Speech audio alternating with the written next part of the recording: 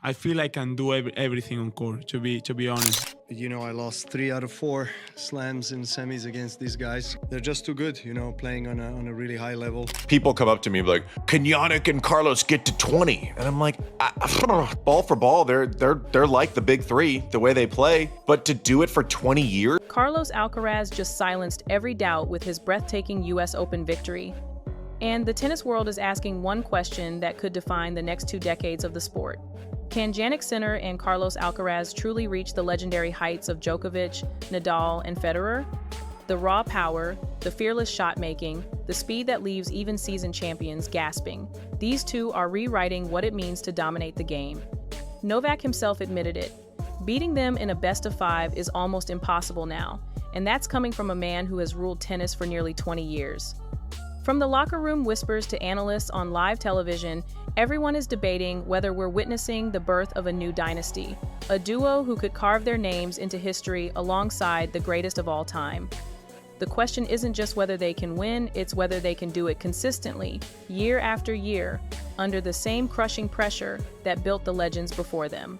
Can do everything on court, to be honest. Slices, drop shots, top spin, flat. I just trust really in my physical conditions. I feel like I can reach every ball, which give me the confidence and the security of making good points and be able to play with variety. I just got that feeling of doing everything, just going to the net, playing from the best lines, drops, coming to the net, slices. Sinner's words after the match set the tone. He admitted he feels he can do everything on court, from slices to drop shots, heavy topspin to flat rockets, and that his physical condition gives him the confidence to chase down every ball and turn defense into offense. But despite that variety and endurance, he confessed that 3 of his last 4 slam runs have ended in the semifinals against Alcaraz or Djokovic. And the reason is simple. They are just too good, playing at a level so relentless that even his best feels like it isn't enough. Best of 5 sets make the challenge even more brutal because no matter how hard he pushes, these two find another gear in the late stages. And Sinner knows that breaking through that wall will be one of the toughest tasks of his career. Nadal and Djokovic, who I have great respect for. I idolize Rod Laver. I played Pete Sampras. He didn't sugarcoat the reality. Sinner admitted that facing Alcaraz and Djokovic on the biggest stages is like running into a wall that only gets higher every year. He said if there's anyone to lose against, it would be them, because he knows they're simply better right now. And as frustrating as it feels in the moment, he accepts it. Fans keep asking him if he and Alcaraz can reach 20 slams like Federer, Nadal, and Djokovic. But Sinner brushed it off as absurd to even compare. Yes, ball for ball, they already play at the level of the big three, but sustaining it for 2 decades is a whole different challenge. He even added that it's not just the big three we should mention, but Serena Williams too, because lasting dominance is rare in any era. For now, he's locked into the fight, but he made it clear the bar Alcaraz is setting is brutally high. You know, I lost 3 out of 4 slams in semis against these guys. They're just too good, you know, playing on a really high level. Yeah, best of 5 makes it very, very difficult for me to play them, particularly if it's like the end stages of the Grand Slam. You know, I can do only as much as I can do, and yeah, it will be very difficult for me in the future to overcome the hurdle of Sinner Alcaraz in the best of 5 on the Grand Slams. It's going to be a very difficult task. These two players are the best in the world right now, and there is no doubt that they are better and better each year, and that's also expected, to be honest. You know, of course, it's frustrating on the court when you're not able to keep up with that level physically, but at the same time, it's something also expected, I guess. If I'm to lose to someone, then I'll lose to these 2 guys because, you know, and I know that. Novak Djokovic himself echoed what many already feel: these guys are better right now. And he admitted in one of the most brutally honest press conferences of his career that beating Alcaraz or Sinner in a best of 5 is almost impossible. For a player who built his entire legacy on never conceding an inch, those words stunned the tennis world. Djokovic said maybe he can sneak out a win here or there, but week after week, slam after slam, they're proving stronger, faster, and hungrier. And time, no matter how hard he fights it, is undefeated. And yet, even part-time, Novak still made 3 Slam semifinals in just 3 months this year, something many legends never achieved in their prime, proving his greatness even as the next era takes control. Then came the praise that turned heads. Tennis analysts said Carlos Alcaraz might be the most gifted 21-year-old the sport has ever seen, more naturally talented than Federer, Nadal, or even Djokovic at that age. His speed on court is unmatched, his creativity leaves opponents guessing, and his personality shines as brightly as his game. Every shot in the book, from blazing forehands to feather touch volleys, he owns it all. And his coach Juan Carlos Ferrero confirmed that the difference now is maturity. Alcaraz has learned to stay consistent, avoid dips in form, and rise when the stakes are highest. Winning his second Slam of the year only proved what many feared, that Alcaraz and Sinner have officially distanced themselves from the rest of the field, creating a rivalry that could dominate tennis for the next decade.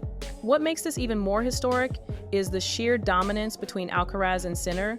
They've taken every Slam in the past 2 years, a stretch of control we haven't witnessed since Federer and Nadal first ruled the mid-negative 2,000 seconds.